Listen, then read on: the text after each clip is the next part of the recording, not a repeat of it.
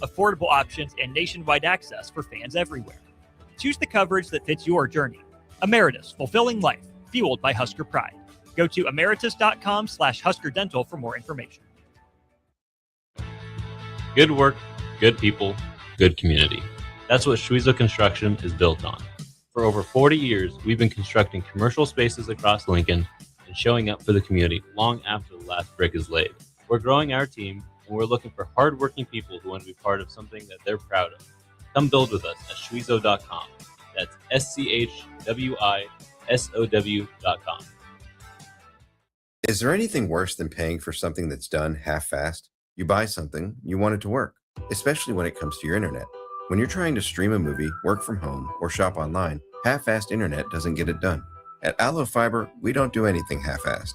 We offer 100% real fiber and real human support that serves the community from the community. So while others may say they have fiber, in the end, there's half-fast fiber, and then there's Allo Fiber. Allo Fiber, internet built for you. I'm Andy Jackson. And I'm Bergen Riley. Here in the Midwest, we know that trust, grit, and heart really matter. On the court and in life, great teams always have each other's backs. Having a partner who's there to set you up for success is everything. And a teammate you can count on makes anything possible. That's why families and businesses in the Midwest choose Insight Partners. Because just like us, they know we are better together. In the Westbeef, the comeback athlete of the year is Rudy Gres. How about that? 3 hits for Rudy Gres at DH. The headlines, they can lie. The scoreboard, it can mislead. But Rudy, whether you like it or not, will keep it real. Get your dose of reality during Real Talk with Rudy Gres IV on 93.7 The Ticket.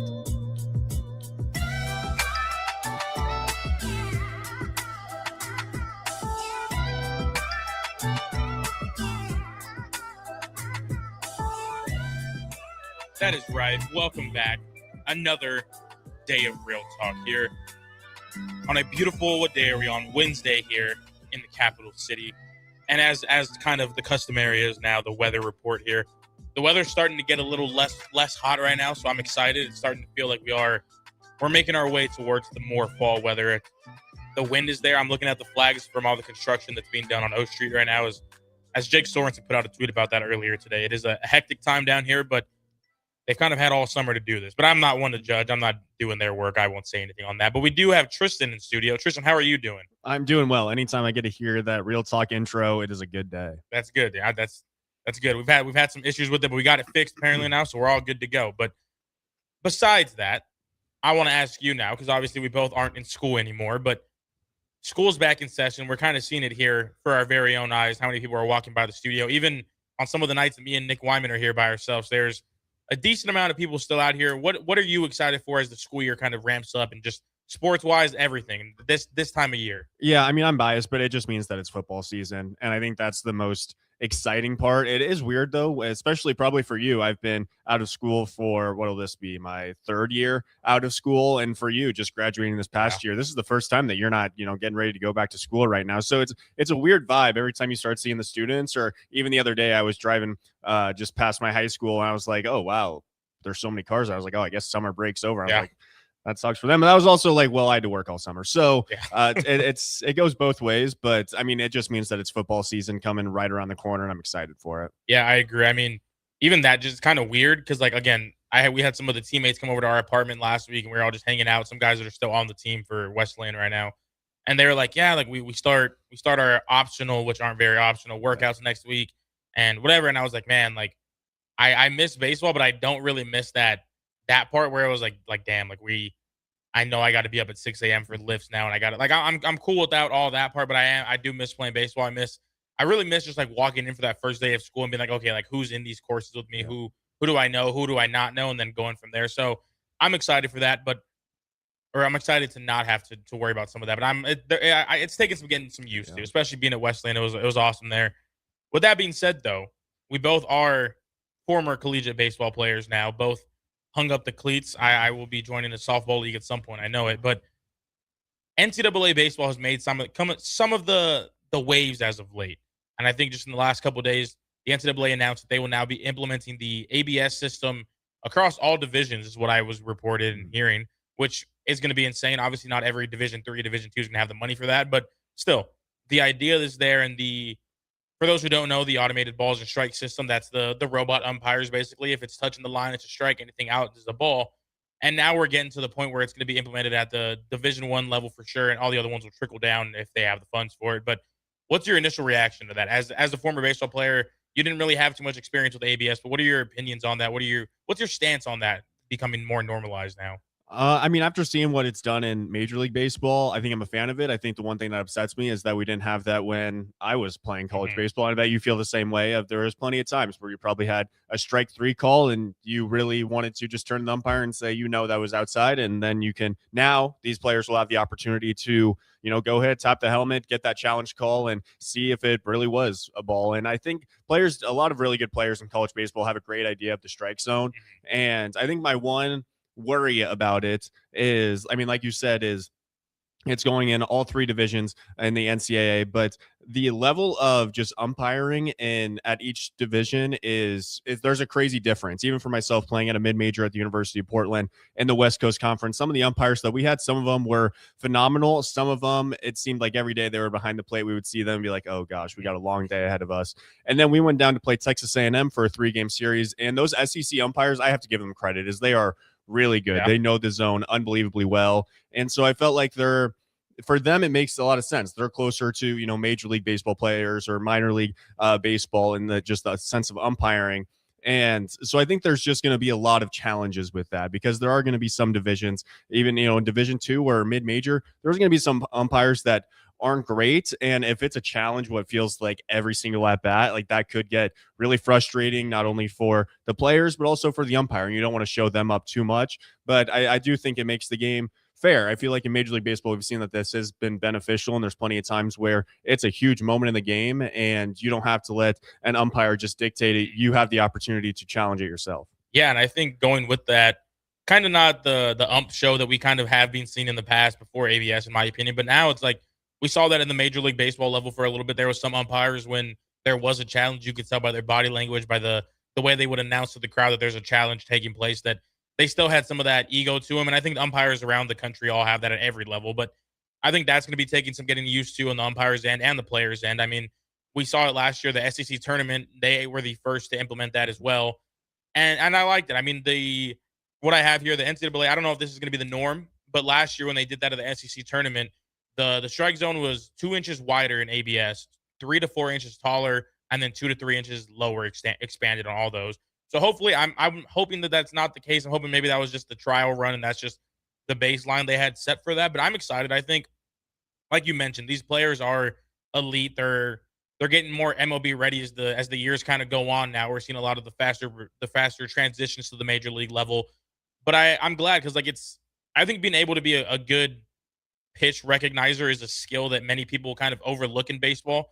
Like Luis Arias is one. Again, I mentioned him before. One of my favorite players. I've studied a lot of what he does, and now you have the ability at the college level to kind of determine the outcomes of your at bats in a sense. And yes, we're going to run into the how many challenges they'll have and things like that. But I just think now that you have these elite players, like we mentioned, who are just getting better by the year, now you're giving them a chance to control some of that. And I'm excited to see what it's going to look like. And I know I can't think of the exact team, but there was a team in the SEC tournament prior to the tournament starting, that series before, that every game that they were playing leading up to the SEC tournament, that if there was a pitch that they thought they wanted to challenge, they would like tug something or like give a signal to the dugout, like, here's what I wanted to do. And then they'd go back and review it and film afterwards. And then the coach for that team mentioned, he was like, yeah, like a lot of them are wrong. And so I'm excited to see that. And it sounds bad, but I'm excited to see the human aspect of it. Because again, these kids haven't had the chance to kind of learn that. We saw it implemented in the minor league system before it got to the MLB, but these kids are kind of just getting thrown in there fresh to it. And in Wesleyan, we had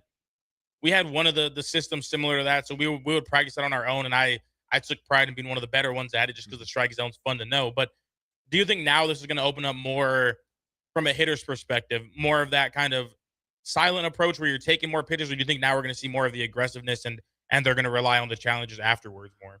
I mean, I think what we've seen in Major League Baseball, especially with these challenges, is plenty of these Major League Baseball players are wrong as well. And it's because a ball could barely clip the outside of the zone or the inside. And so many times in college baseball, there's times where you think like that's a whole ball off. And then you could go back and review it and it's still clipping part of the zone and that's going to be called a strike. And so I think for college baseball, it's going to come down to the coaches to have good conversations with their players and make sure that they have a good strategy for this and make sure that they're using these challenges in the right moments. And like you said, if a lot of these players are wrong, there might be some players that just have the red light and like you're not challenging because we don't want to waste one because we're not that confident that you know the zone, which you could still be a great hitter. You just maybe don't know the zone. From a standpoint of if I think players are going to get more aggressive or maybe take a little bit more, I don't know if that will change a whole lot. If anything, I would think that they would maybe get a little bit more aggressive because it goes the other way too. Yeah. I mean, I don't want to have a 3-2 count and I think a ball's outside, but then the catcher can also challenge and then I get screwed that way. And so I think hitters, you almost want to not leave it up to the challenge's hands in some aspects. And yeah, like I said, the strategy I think is going to be really important. If there's 2 outs in the top of the 3rd inning and it's an 0-2 count and you challenge a ball outside that an umpire called a strike, probably not a great time to use it. And so I think coaches are really going to have to dissect of who do you want to use these challenges? What situations will you use these challenges? And then you only get 3 per game for what I read. And so how many do you want to use on offense? How many do you want to use as a catcher? Yeah. I don't think pitchers should use challenges. Their egos are way too high. But yeah, there's just so much that goes into it. But I think this will be really cool. Would you have been a hitter in college? Do you think you would have had the green light or the red light, or where would you have been, you think?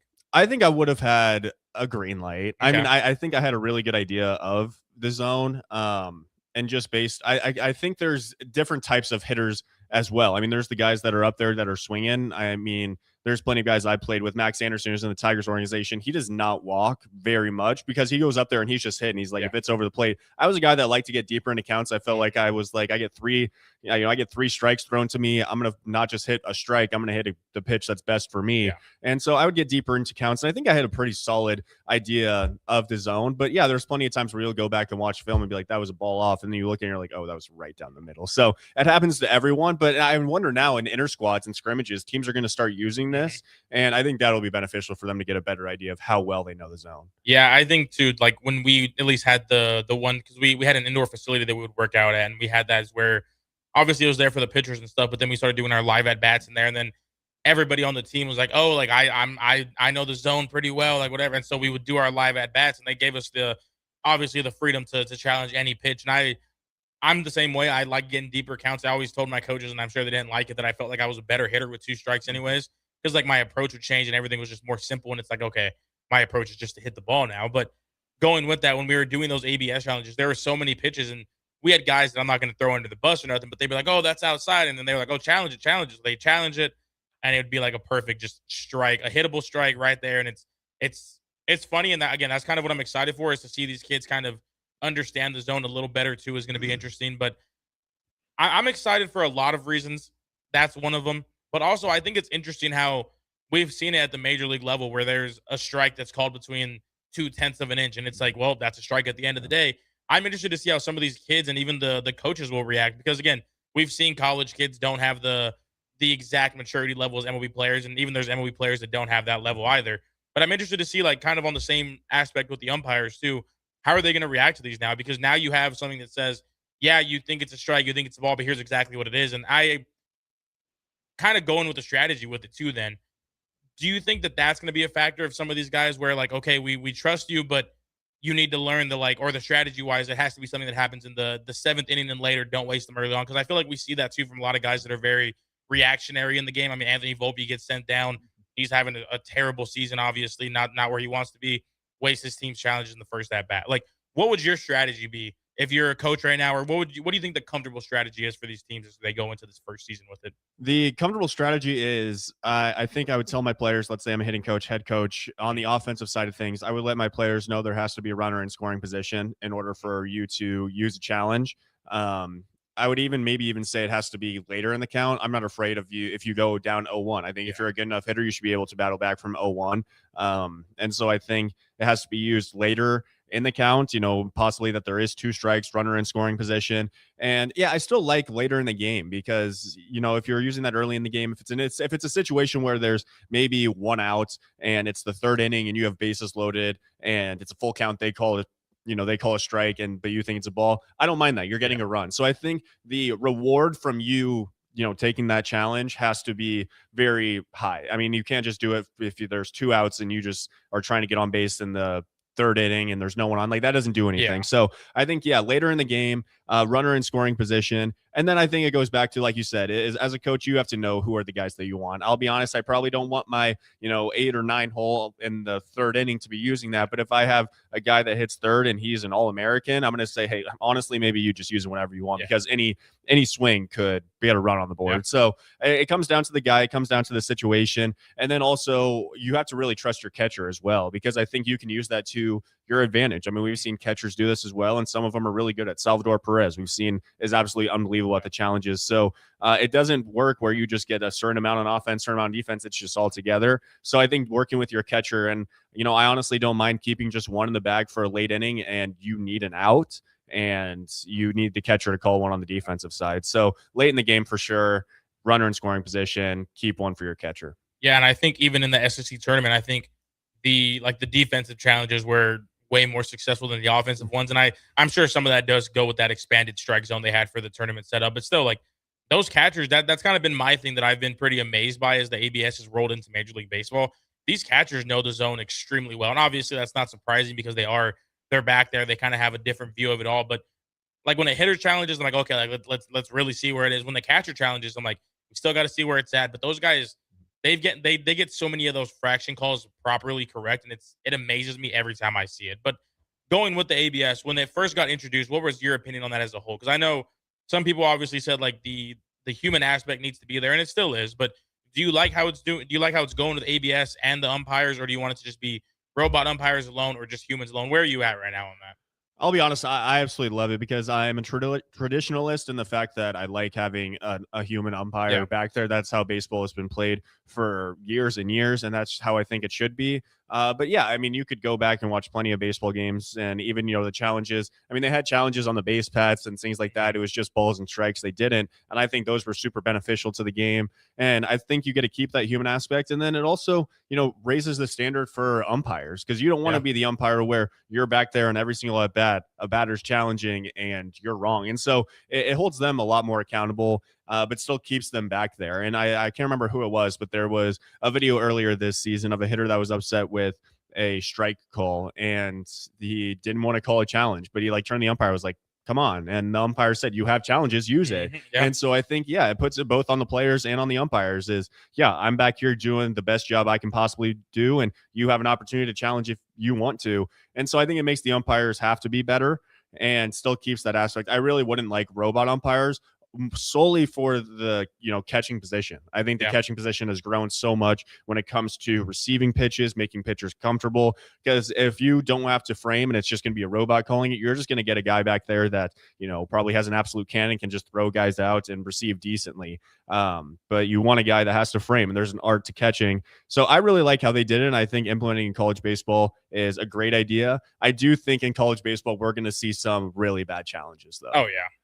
And I think that's my favorite thing. Like, obviously, this goes for all levels of college sports, because these kids they're still kids. Like, I mean, some of them are probably older than me. Some of them are probably mostly younger than me now. But I think that aspect of it is going to be interesting. It's the same reason I love college football. You can see guys drop wide open passes that you don't really see in the NFL.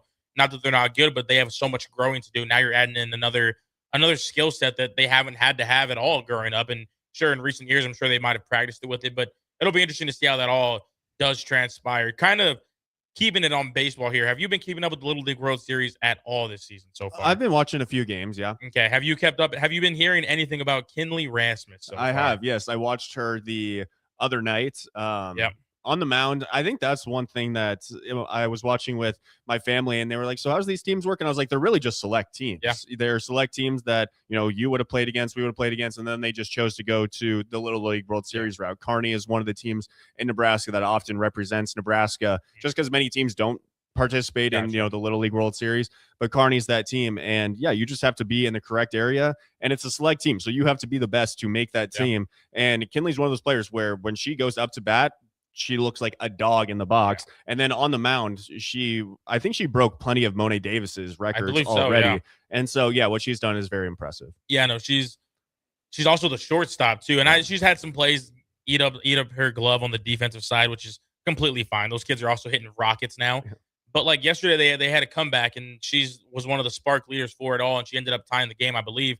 But she right now has the most hits by a female at all in the Little League World Series. And I think when they're saying all this, like for me, I'm watching it like, oh, like the most hits by a girl. And people online are like, well, like who cares? Like whatever. But like it's awesome, because at the end of the day, like we hear it so much that like everybody watches women's sports. But when you have a female in the game who I think she's second on that entire team for hits in general right now, like she's tearing it up, and her swing, it like these kids in general, but her too, like her swing is just so pure. And I think that's the craziest part when I'm watching the Little League World Series is so many of these kids at this age, 12 years old.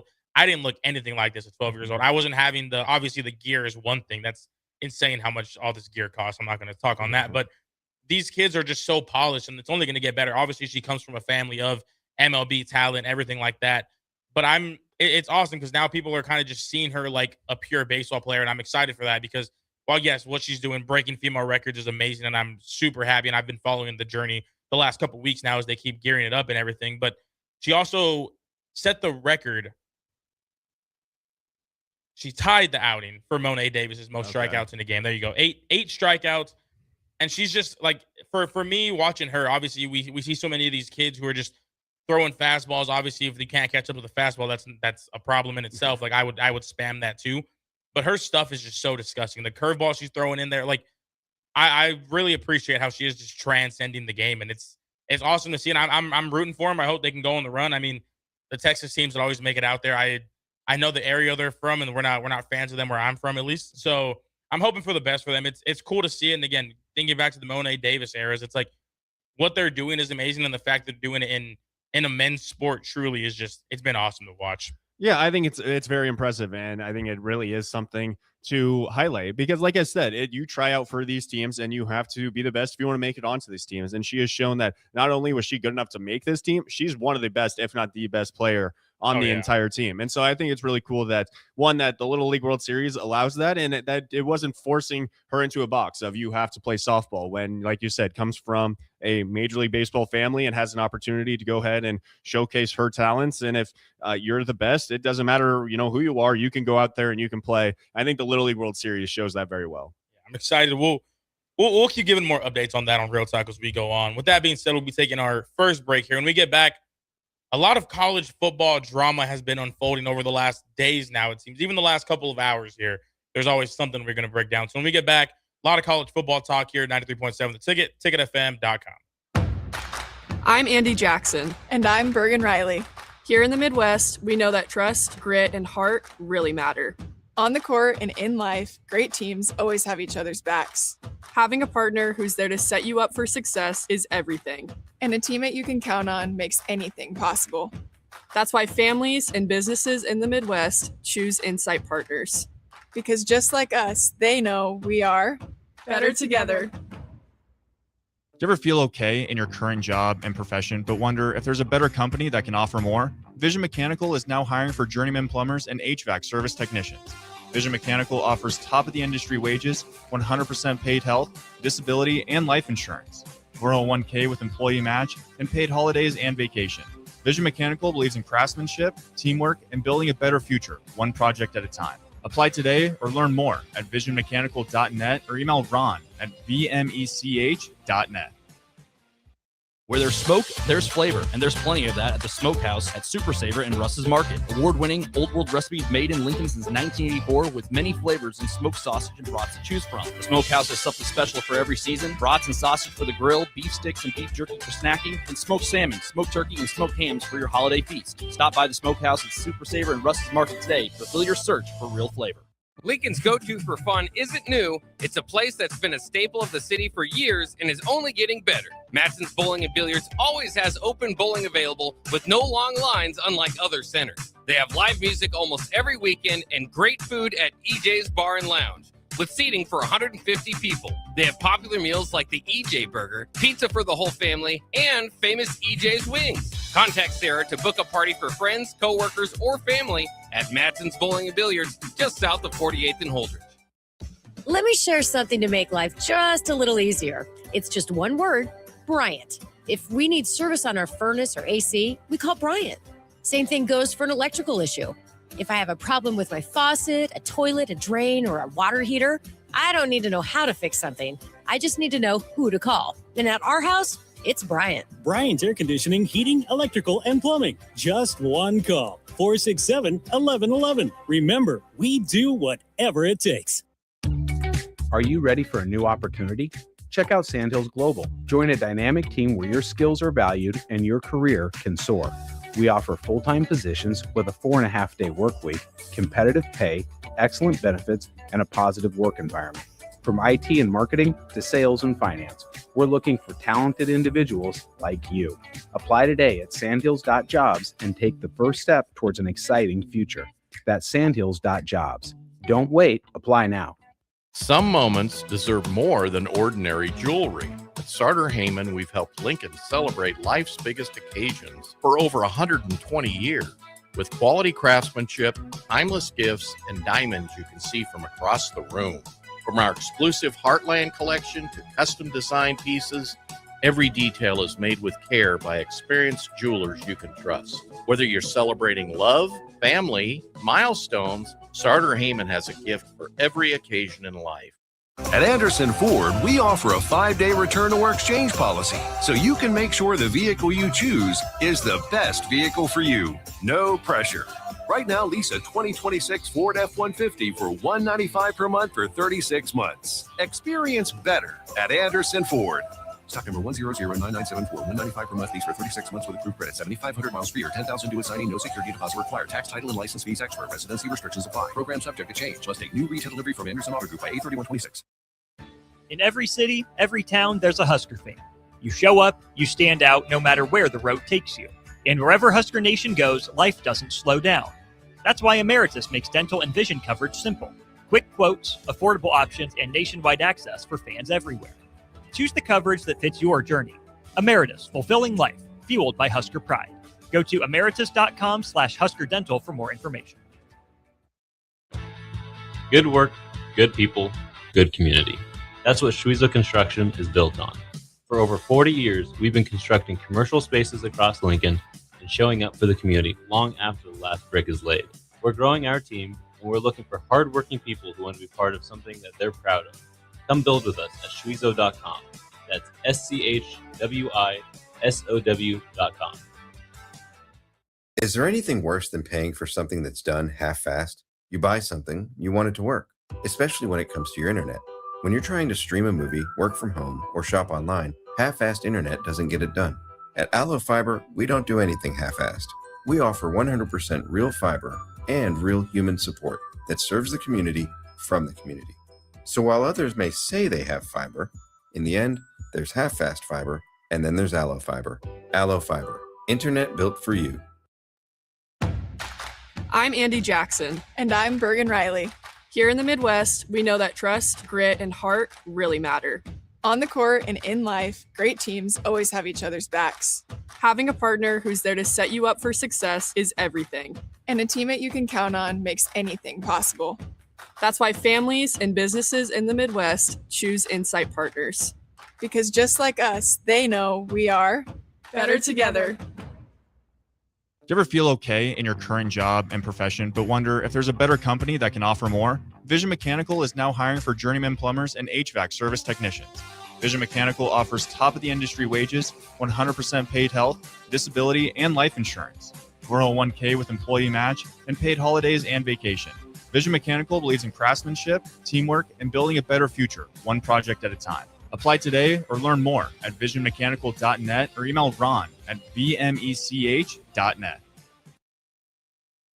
Reality is setting in. Now back to Real Talk with Rudy Gres IV on 93.7 The Ticket.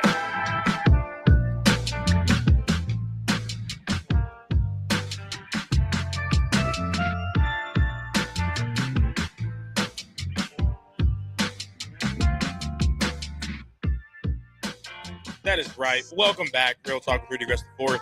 Joined by Tristan Gomez here, former Division I baseball player, former star-studded Millard West quarterback as well. Millard West taking on, who do you know who they're playing this Friday? Lincoln Southeast. All right. Before we get into the segment here, because we're going to be talking some college football, I found out that you hold a record in the Millard West history books. What record is that? Single game passing yards record.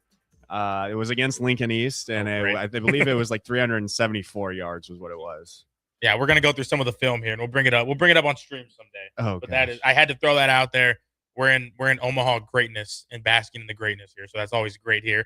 But before we talk about college football here, there's obviously been a lot of changes going into the mix here, so we'll give some context for most of what we're going to be discussing. And we'll start off with some of the lighter things, kind of knock them out the way, get our opinions and our thoughts on them. And then we'll move into some of the heavier takes here for sure. One that came in today, ESPN is ditching the score ticker underneath the score bug and at the bottom of the TV screens during college football games, as well as like some of the updates that will just scroll across the bottom there. My initial reaction is I'm not a fan of that because, one, there's going to be some games that I'm kind of just I'm kind of just defaulting into watching them on ESPN to where maybe if I want to watch another game on a different channel that I don't have access to at that time, I can check my phone, sure. But seeing those updates was always just so helpful. And then the scoring updates, whatever sport it was, that's another thing too, is if it's come October, if there's a postseason game on and I can't have that game on, and let's say I'm watching Nebraska, I'm watching the Texas Longhorns, I'm not going to have any of these updates on there. And yes, there's a million ways to go around that and find my own score updates, but I just think it's taking away some easier access. And their whole point is we want the screen to be football and football only, which is great. But I think this is just something that we're entering another situation where nobody really asked for this. This is just them trying to be minimalistic, which is fine. But I just think it's something that it doesn't truly have the fans' interest, because at the end of the day, they're getting rid of probably 4 to 5 inches of screen time there. Nothing was in that area anyways. Like, it's not going to look too different either come game days. That's just something that I think is going to be talked about a lot. And I'm going on record here to say that I would assume that the fan noise is going to be a little loud to where maybe they do bring it back midseason. Who knows? Maybe we got to deal with it. But I think it's an interesting move. I think it's a weird one to make at least this close and disannounce it to this close at the start of the season. But what are your initial thoughts on ESPN ditching the score ticker so far? It feels like picking up crumbs in a cluttered room. Like, it doesn't seem like this was an issue whatsoever. Yeah. I don't remember talking to any of my friends, anyone, hearing anything on TV of people saying, wow, this is really annoying. Like, this is a problem. If it was massive and taking up the entire screen, sure, I get it. It's at the bottom. And I enjoy it. I mean, there's so many times where you're watching and maybe you just have a random game on that you don't have, a fan. You're not a fan of either team, but it's just a good football game. And then you see another game has 2 minutes left and it's a tie ball game and they're at this yard line. Like, and then you go, okay, let me switch real quick. I'm not staring at my phone. I'm just looking at the TV. I'm watching college football. And so I don't think this was an issue that ESPN really had to deal with. I'm curious who complained and said this was an issue and this is something that needs to be changed, especially when there's so many games going on college football Saturday, when you have the 11 slate and then the 2:30 and then you have the night games. Is I want to be able to see what's going on in just these other games. And it's just a quick glance. And I think most people now, especially with technology, most people have a TV big enough where that little thing on the bottom line isn't taken away from the game on the TV. So it seems like it was just an unnecessary thing. And I'm not a fan. Yeah, I think that's the biggest thing. It's just unnecessary. Like you mentioned, like there's been plenty of times where I'm like, yeah, let me throw on this game here and I'm watching it and it's not too exciting, but I'm following along. It's background noise. And then me and my roommate with that ticker comes across scoring update and it's like, oh, this team's about to upset this team. Let me change the channel. Or they just made the game interesting. Let me change the channel. And you're sure we'll get that, but I never got those notifications on my phone. I don't have every notification turned on for every sporting app I have to where it's going to be like, oh, this so-and-so. I have my fan apps for the teams I follow. But outside of that, like that's where I kind of got the updates to change these channels. And I think them going away from it isn't going to end my interest in college football. It's not going to get me to stop watching. Nothing drastic, but it is going to be annoying for a little bit. And hopefully it either comes back or maybe we even get them to just start giving us more updates as the game goes on through the color commentary, whatever it is. If they're able to find a way to kind of still give it updates, I'm fine with that. But again, I don't know too many people who are watching college football just with that phone out no matter what, getting these updates. So we'll see what happens. But any final thoughts on that before we get into some more of the bigger drama here of college football? The only thing that I hope is if they are taken away, then the game better look beautiful on the TV. It better look way better where I actually notice it, because otherwise I just am losing my accessibility to knowledge on that bottom ticker. And now I just have to watch a game that's maybe a little bit bigger, but it better look way better. Yeah, I agree. If it's going to be a different, I want to see a difference there. Now we're going to get into some more of the dramatics that have been taking place in college football. And if you're unaware, as simple as I can make it, we have been having NFL players who most could be undrafted free agents that do sign these contracts. Some are just on the rosters, whatever the case may be, that are now trying and failing, as we know now, to make a comeback to college football, which in its own right is a crazy sentence to even speak on, but it was a reality for a couple of days. I mean, LSU, Lane Kiffin goes out, signs 2 players who were in the NFL, who were just in preseason games, and sure, they probably weren't going to play much, and whatever the case may have been for them, but then asking to be cut, now you're kind of in that situation where you're kind of back in the transfer portal, and then you end up here at LSU. And even the Texas Longhorns, there's a offensive lineman they had who went on to play in the NFL, get undrafted free agent contract signed as well. He returned to the team a couple weeks ago. And it's just, we see it in the NBA now. We've seen that kind of happen in college basketball, which is interesting. But the Big Ten and the SEC did, as other conferences as well, but those are the headliners here, came out and said that no teams a part of these conferences now will be allowed to sign NFL players to their teams for a multitude of reasons. Obviously, the morality of it all, even the safety of the players is coming up. It's just crazy that we're even having that it was a realm of possibility that was going to happen. Because normally you're eligible for the draft. You kind of waive all your eligibility there. Even with the 5 for 5, which is what a lot of them are kind of clamoring on, is that they weren't told that they were going to have that 5th year, whatever the case may have been. It's just interesting because, again, Lane Kiffin is kind of the evil guy of college football right now, because it is all around the LSU program. They're the ones who were kind of going at it a little heavier than other schools. I just find it crazy that on one hand, you have a coach who is trying to do everything in his power to win, and I'm not saying that's excusable, but then you also have like that. The Big Ten initially comes out the very next day or so saying, oh, well, no one in the Big Ten is allowed to do it. But there was also some other schools, I mean, not in the Big Ten, but Virginia Tech was also a part of some of those recruitment trips.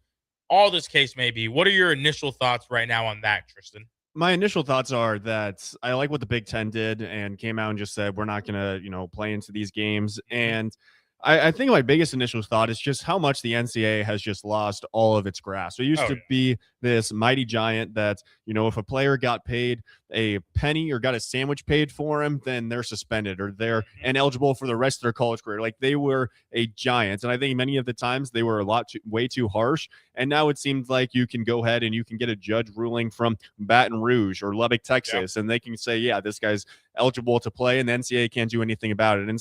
And then even the same thing with the NIL. They went from no one can get paid to now people can get paid. And it went from, guys and, girls playing college sports just being able to have a quick little NIL deal with the small, market down the streets and get a couple $100. And now it's just millionaires just pulling out their checkbook trying to get 5-star recruits. And the NCAA just lost all grasp on everything. And I think it was great from the, conferences to finally say, all right, we're drawing the line here.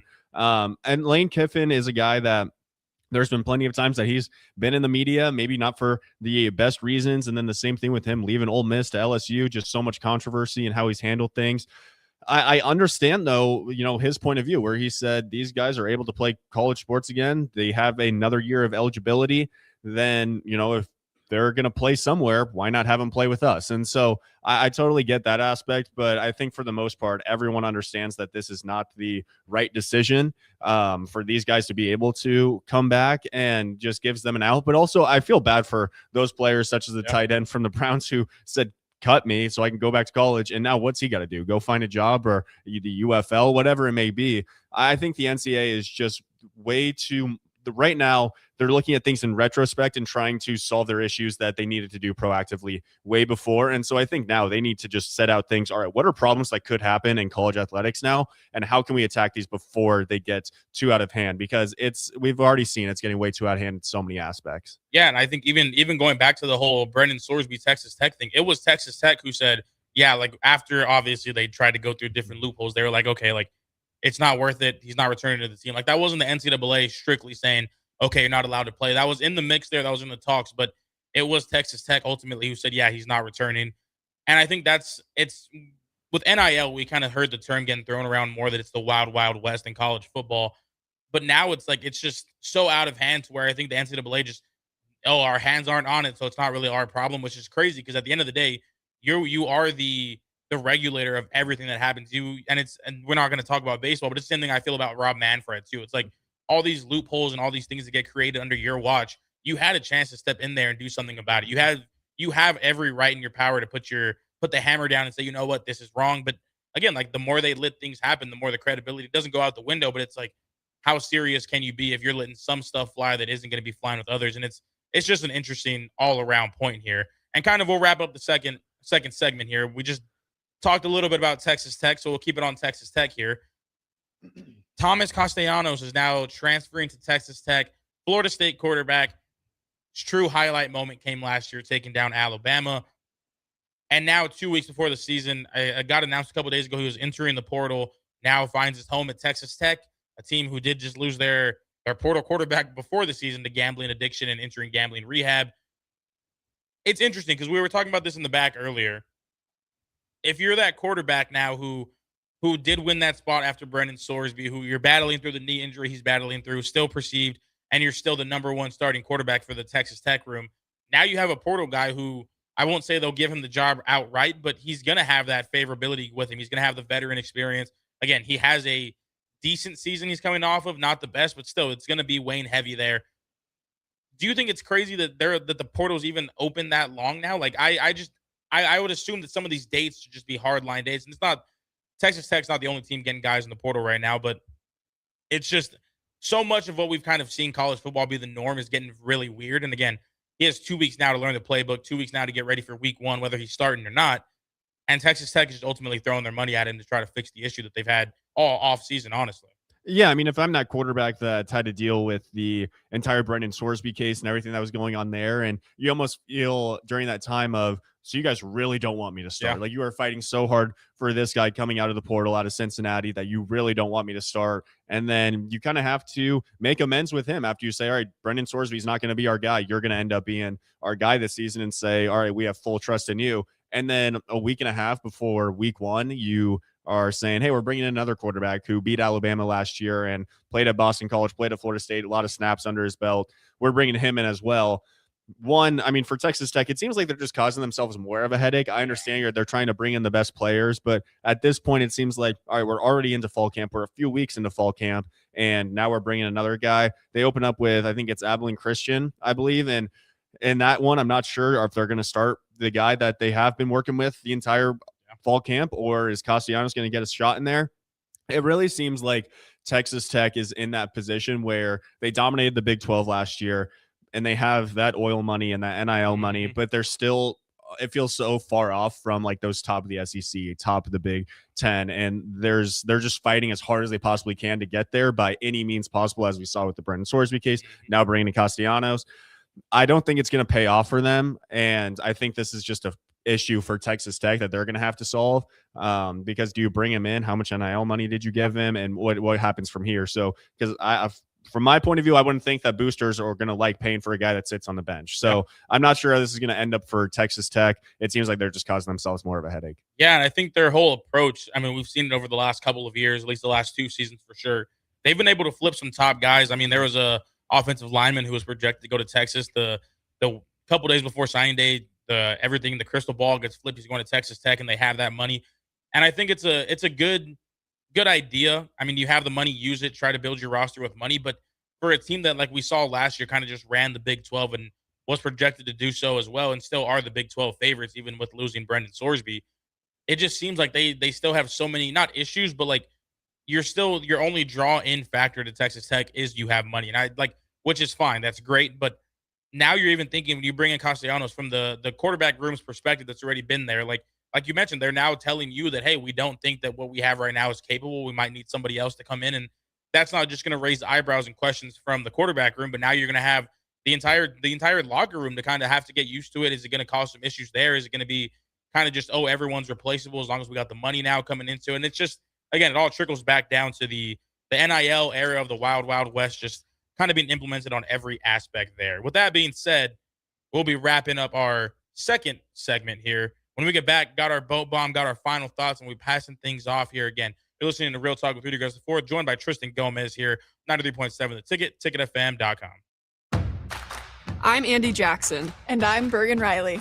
Here in the Midwest, we know that trust, grit, and heart really matter. On the court and in life, great teams always have each other's backs. Having a partner who's there to set you up for success is everything. And a teammate you can count on makes anything possible. That's why families and businesses in the Midwest choose Insight Partners. Because just like us, they know we are better together. Do you ever feel okay in your current job and profession, but wonder if there's a better company that can offer more? Vision Mechanical is now hiring for journeyman plumbers and HVAC service technicians. Vision Mechanical offers top-of-the-industry wages, 100% paid health, disability, and life insurance, 401k with employee match, and paid holidays and vacation. Vision Mechanical believes in craftsmanship, teamwork, and building a better future, one project at a time. Apply today or learn more at visionmechanical.net or email Ron at vmech.net. Where there's smoke, there's flavor, and there's plenty of that at the Smokehouse at Super Saver in Russ's Market. Award-winning Old World recipes made in Lincoln since 1984 with many flavors and smoked sausage and brats to choose from. The Smokehouse has something special for every season. Brats and sausage for the grill, beef sticks and beef jerky for snacking, and smoked salmon, smoked turkey, and smoked hams for your holiday feast. Stop by the Smokehouse at Super Saver in Russ's Market today to fulfill your search for real flavor. Lincoln's go-to for fun isn't new. It's a place that's been a staple of the city for years and is only getting better. Matson's Bowling and Billiards always has open bowling available with no long lines unlike other centers. They have live music almost every weekend and great food at EJ's Bar and Lounge with seating for 150 people. They have popular meals like the EJ Burger, pizza for the whole family, and famous EJ's Wings. Contact Sarah to book a party for friends, coworkers, or family at Matson's Bowling and Billiards just south of 48th and Holdridge. Let me share something to make life just a little easier. It's just one word, Bryant. If we need service on our furnace or AC, we call Bryant. Same thing goes for an electrical issue. If I have a problem with my faucet, a toilet, a drain, or a water heater, I don't need to know how to fix something. I just need to know who to call. And at our house, it's Bryant. Bryant Air Conditioning, Heating, Electrical, and Plumbing. Just one call. 467-1111. Remember, we do whatever it takes. Are you ready for a new opportunity? Check out Sandhills Global. Join a dynamic team where your skills are valued and your career can soar. We offer full-time positions with a 4.5-day work week, competitive pay, excellent benefits, and a positive work environment. From IT and marketing to sales and finance, we're looking for talented individuals like you. Apply today at sandhills.jobs and take the first step towards an exciting future. That's sandhills.jobs. Don't wait, apply now. Some moments deserve more than ordinary jewelry. At Sartor Heyman, we've helped Lincoln celebrate life's biggest occasions for over 120 years. With quality craftsmanship, timeless gifts, and diamonds you can see from across the room. From our exclusive Heartland collection to custom design pieces, every detail is made with care by experienced jewelers you can trust. Whether you're celebrating love, family, milestones, Sartor Heyman has a gift for every occasion in life. At Anderson Ford, we offer a 5-day return or exchange policy, so you can make sure the vehicle you choose is the best vehicle for you. No pressure. Right now, lease a 2026 Ford F-150 for $195 per month for 36 months. Experience better at Anderson Ford. Stock number 1009974. $195 per month lease for 36 months with approved credit. 7,500 miles per year. 10,000 due at signing. No security deposit required. Tax, title, and license fees expert. Residency restrictions apply. Program subject to change. Must take new retail delivery from Anderson Auto Group by 8/31/26. In every city, every town, there's a Husker fan. You show up, you stand out, no matter where the road takes you. And wherever Husker Nation goes, life doesn't slow down. That's why Emeritus makes dental and vision coverage simple. Quick quotes, affordable options, and nationwide access for fans everywhere. Choose the coverage that fits your journey. Emeritus, fulfilling life, fueled by Husker pride. Go to emeritus.com/Husker Dental for more information. Good work, good people, good community. That's what Schuizo Construction is built on. For over 40 years, we've been constructing commercial spaces across Lincoln and showing up for the community long after the last brick is laid. We're growing our team, and we're looking for hardworking people who want to be part of something that they're proud of. Come build with us at Schuizo.com. That's SCHWISOW.com. Is there anything worse than paying for something that's done half-assed? You buy something, you want it to work, especially when it comes to your internet. When you're trying to stream a movie, work from home, or shop online, half-assed internet doesn't get it done. At Allo Fiber, we don't do anything half-assed. We offer 100% real fiber and real human support that serves the community from the community. So while others may say they have fiber, in the end, there's half-fast fiber, and then there's Allo Fiber. Allo Fiber, internet built for you. Reality is setting in. Now back to Real Talk with Rudy Gres IV on 93.7 The Ticket.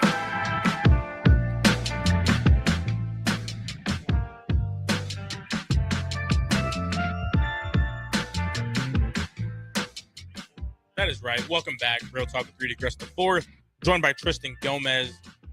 It's been a good Wednesday here. These days are kind of just meshing together, so I almost said Tuesday, but it's been a good Wednesday. A lot to look forward to. We obviously got Husker volleyball kicking off this week. First game tomorrow, followed up by a trip to Vegas this weekend. We'll have our very own DP out there making the trip. Probably will be calling in. I believe was the plan for him to call in for volleyball postgame. So he'll be doing that with Wyman and Harrison, and maybe myself on Sunday if that happens to come during my shift. So make sure to stay tuned for all of the Husker volleyball coverage. We also got Husker football high school football going on this week. I apologize. Week ahead of myself. We'll have games tomorrow, games Friday, so make sure to tune in to 93.7 The Ticket for all of the fun action. We'll have Austin Orman, Jay Foreman on the call, and we'll have a halftime appearance from our very own Tristan Gomez as well. Yes, very exciting times here. We also have our boat bomb for this Wednesday.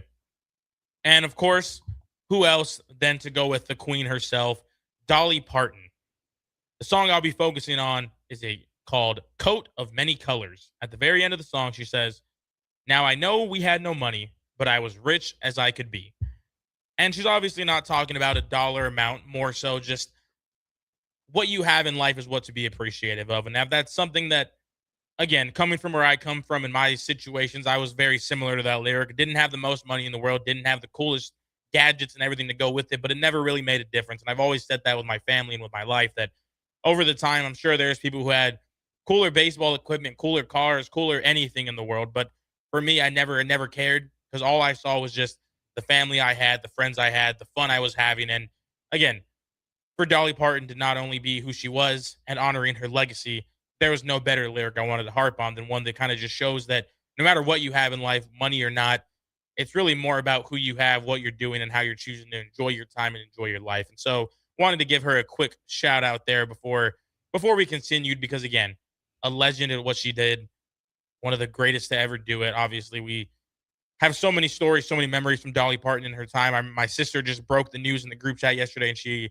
I think she wanted to cry. So that goes for what we were saying on that. But Tristan, anything you want to wrap up the day with here before we pass things off to Ashley Mitchell here in a couple moments? That was beautiful. And yeah, life is whatever you make of it. Every day you have a decision to have a great day or let the day dominate you. You either, get busy living, get busy dying. So I think that's great advice from Dolly and yourself.